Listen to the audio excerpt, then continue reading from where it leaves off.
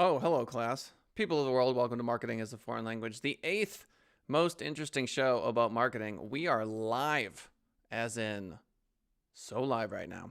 Has Facebook peaked? Maybe. We'll get into it. New warnings from Twitter, from social media today. We'll get into why people are leaving that particular platform. They're fed up. They're over it. No, The Rise of Skywalker is not in theaters, even though you may have seen an ad for it recently. What is a nano influencer? We'll get right into that. And yeah, Parler is trying to have a free speech platform, but turns out that's a little tricky. We'll dive in. Show starts now.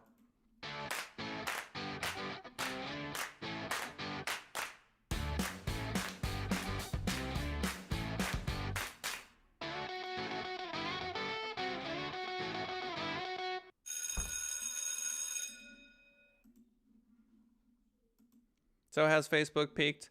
According to 247wallstreet.com, we're wondering if the ad revenue of Facebook has peaked. Ad revenues grew by 22% year over year in the third quarter, but the company warned its earnings release that growth may slow next year. Not surprising. Certainly, according to the article, the stay-at-home mandates due to the COVID-19 pandemic played a big role in the ad spending surge in the quarter, but that surge is likely to continue as the spread of coronavirus may be reduced next year by vaccines that could lead to a permanent reopening of the economy. Oh, please, please, please, please, let us get back to normal. So Facebook has experienced massive growth for many, many years, as we are all very aware. Google ads have been dominant. Bing ads, nowhere close. YouTube ads are very strong. Facebook remains to be one of the only platforms where they have so much data about you, right? Google doesn't have the same amount of data. They might have age and sort of interest, that sort of thing. YouTube is getting much better because they really know if you're signed in, what your interests are based on the videos you watch, how often you watch them. They definitely recommend videos that are similar to what you've already watched. And so you very much dive into an echo chamber almost immediately. With YouTube, Facebook, similar. They're looking for what gets you to stick on the platform. If you've seen the show The Social Dilemma, you know that they're very good at it. So in regards to ad revenue, the question is, do Facebook ads convert? Personally, I'm not a big fan of Facebook. I don't really like going on the platform too much.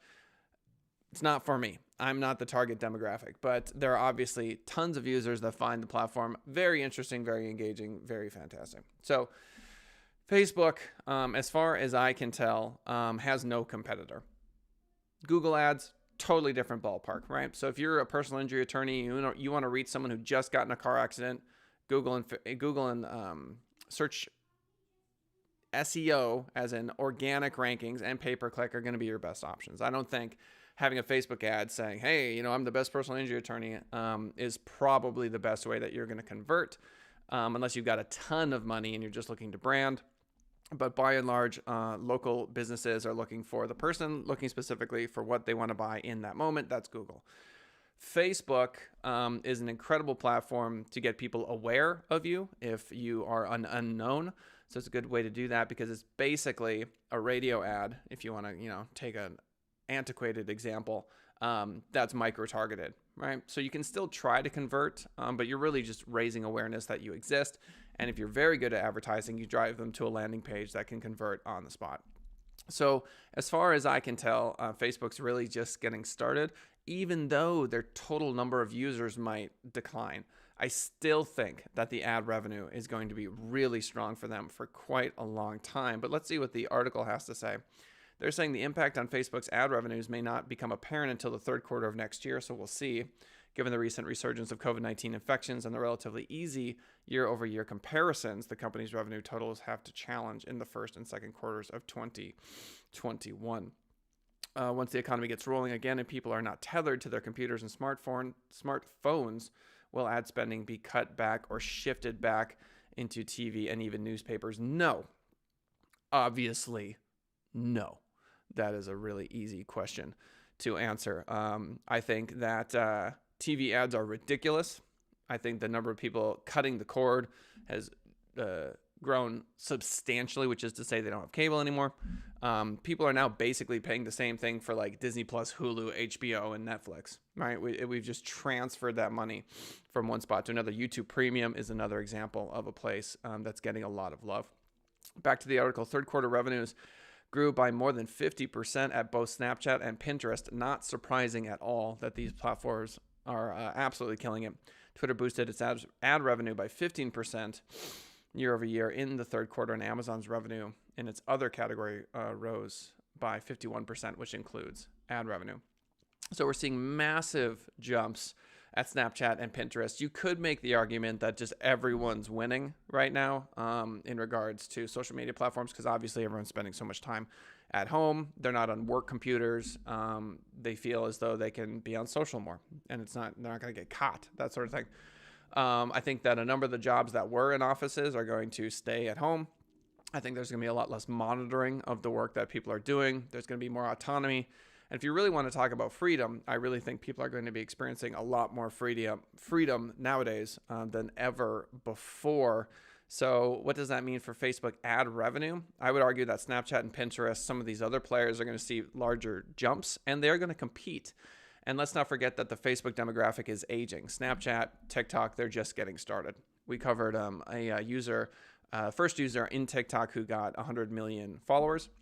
So these platforms, they're going to take over. The question that I think is perhaps the most important is, will Facebook be able to acquire some of these other platforms? So in Walmart that tried to acquire it, I think the government is going to simply say, no, you're not allowed to.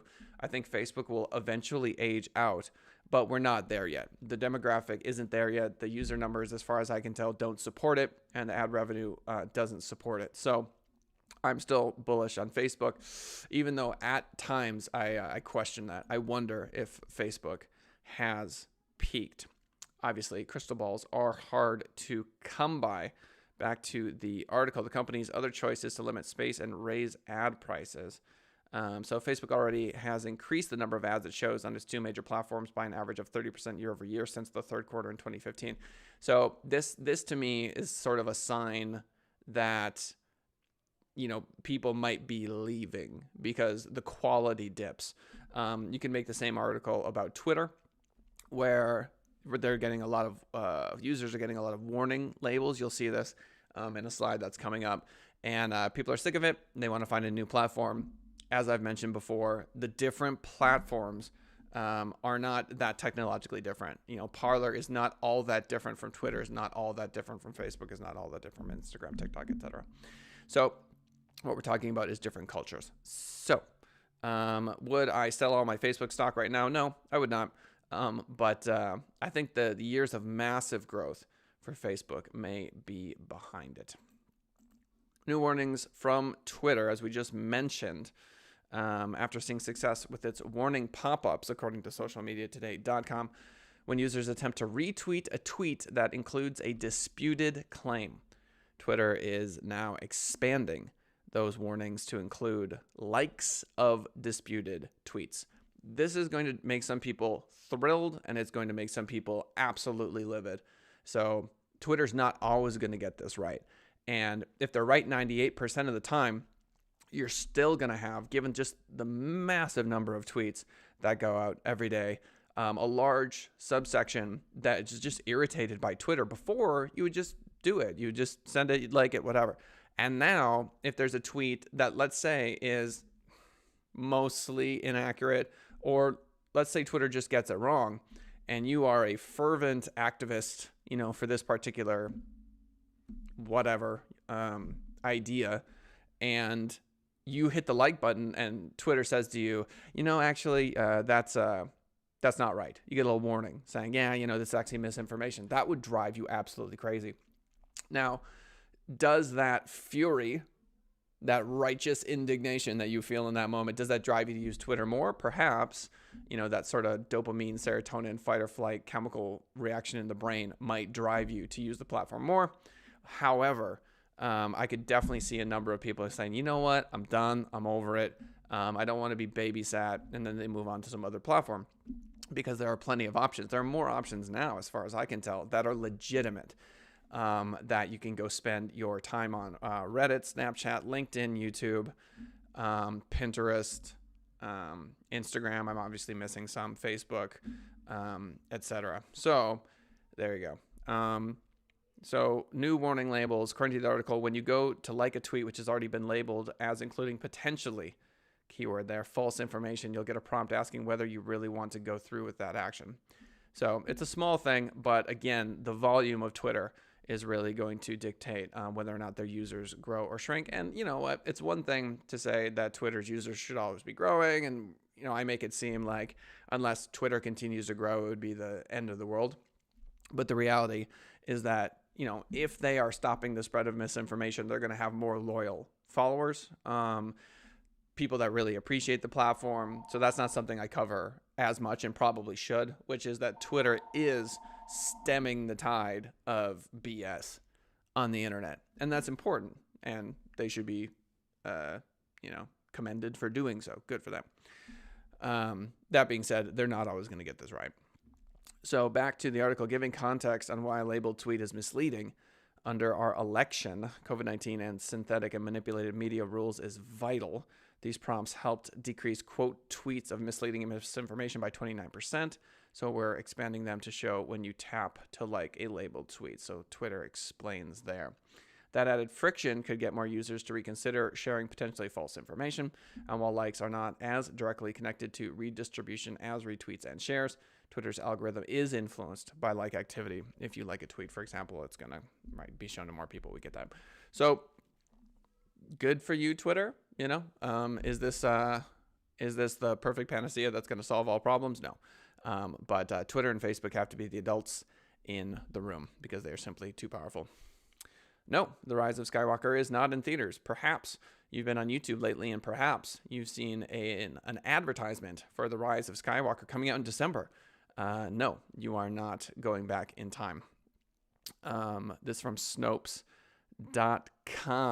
There's a voiceover in the 15-second video ad begins with "This Christmas" and ended by saying "Tickets available now," with December 20th displayed as the release date.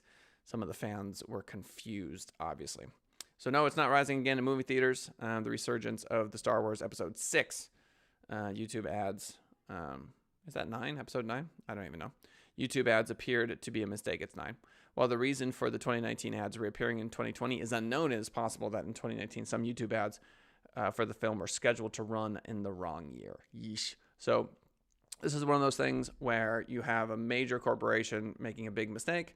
Everyone sees it because it was for a big movie, but you got to wonder if you are hiring a company to run your ads, you really have no idea, you know, unless you go into the back end where those ads are being served. How would you know as a business owner or an entrepreneur or even the person running the pay-per-click, unless you're keeping eyes on it, that these mistakes are happening? So it's a good reminder to go back through your pay-per-click, go back through the ads from time to time and look for errors. Scan for errors, because sometimes, unlike major movie advertisements, they are not as visible and you don't have the community to come out and say, you made a mistake there.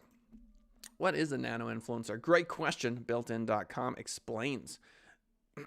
Dwayne Johnson makes $1 million every time he publishes a sponsored post on Instagram for his 200 million followers to see. Are you kidding me? Dude.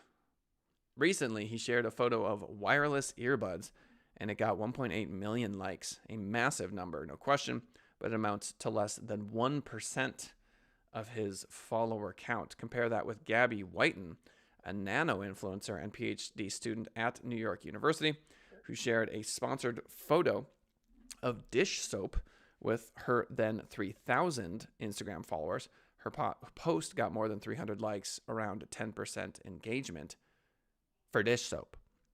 Whiten told HuffPost her pay rate around that time for creating one Instagram feed post was $145 plus a $120 gift card. So this is why marketers enjoy working with nano influencers. So one of the folks that works at Send It Rising has a blog called chiliwanders.com. She's been paid to go to random cities in the Midwest to stay at hotels, write reviews. She is, I would argue, a nano influencer. that it's easy to look at the Dwayne Johnsons of the world, the rock stars of the world, the politicians of the world, and say, these are the influencers. But as is anything, there's a bell curve here. And when you get a little bit north on the positive side of the bell curve, you will find that there are people with good followers, good followings, people that are willing to take your money to promote a product, $100, $200, $300, that sort of thing. So that really, to me, is a much better conversation about what an influencer is than thinking about celebrities only. So a nano influencer would be like a Shirley Wanders, a local, it's a good example, like a local baseball player might be a good influencer, pays for like a B league. They can help you sell baseball bats at your local whatever retail shop. Another example could be someone who has a good Instagram page for pets. They have all sorts of different pets.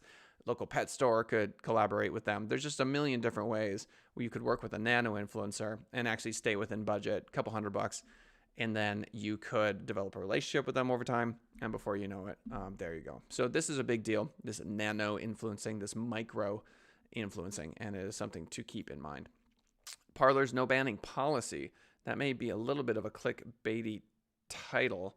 According to Newsweek.com, it says Gingrich defends Parler after concerns are raised over the platform's no banning policy. I'm not sure if it's exactly that, but let's dive in. So according to the article, Newt Gingrich, former Speaker of the House, defended Parler on Twitter today. Parler, of course, being the conservative social media platform. And yes, it is the conservative social media platform as far as I can tell. The social media platform then describes itself as a place where people can speak freely and express themselves openly without fear of being deplatformed for your views. They've faced criticism post-election for becoming a safe haven for those still assuming that Trump has won. The news media used to defend freedom of speech as essential to maintaining our republic. Now the idea that conservatives can speak freely on Parler is a threat to democracy, said Gingrich. And he also attached an article from Politico. Okay, so Parler is going to become, if it is not already, like a safe space for anything. Now, it happens to be a very right-leaning platform, and so you've got MAGA supporters, QAnon people, all this sort of stuff on the platform.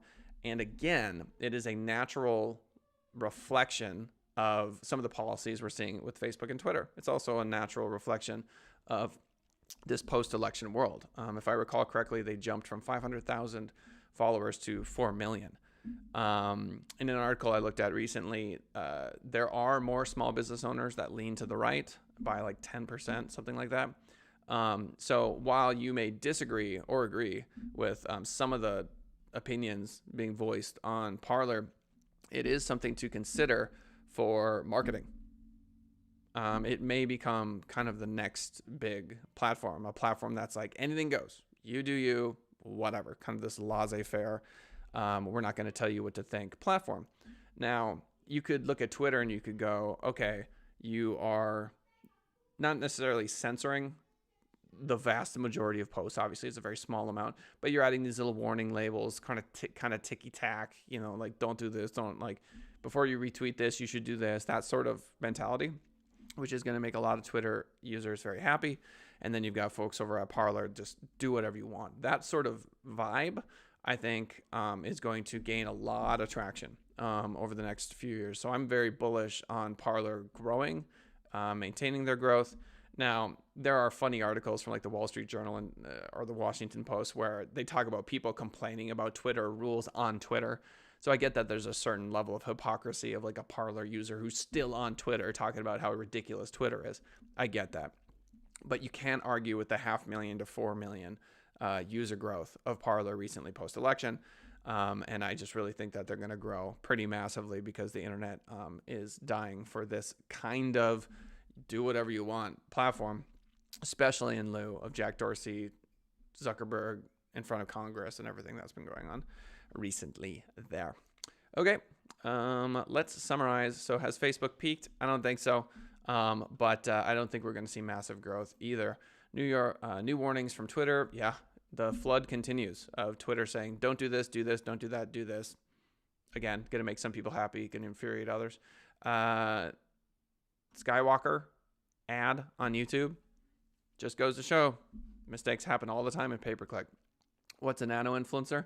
Something you should probably consider, something I should consider, trying to find a good partnership with a nano influencer in space related to ours. Obviously, Send It Rising internet marketing. Parler's no banning policy. I think they're just going to grow huge. My name's Kellen Kausman. I own Send It Rising Internet Marketing. If you have any questions about internet marketing, SEO, web development, that sort of stuff, we do all of that and more. You can shoot us an email, info, that's info@senditrising.com, info@senditrising.com. You give us a ring, 702-263-0141. Again, 702-263-0141. I would love it if you join us for the live show, 10:30 a.m. Pacific Standard Time. You can chat and leave whatever questions or comments you like. If you're listening to us on the podcast after the fact, or if you're watching us on YouTube after the live show has occurred, please do leave a comment. It helps with the algorithm. And that, ladies and gentlemen, is the show for today. Thank you so much for swinging on by. Class dismissed.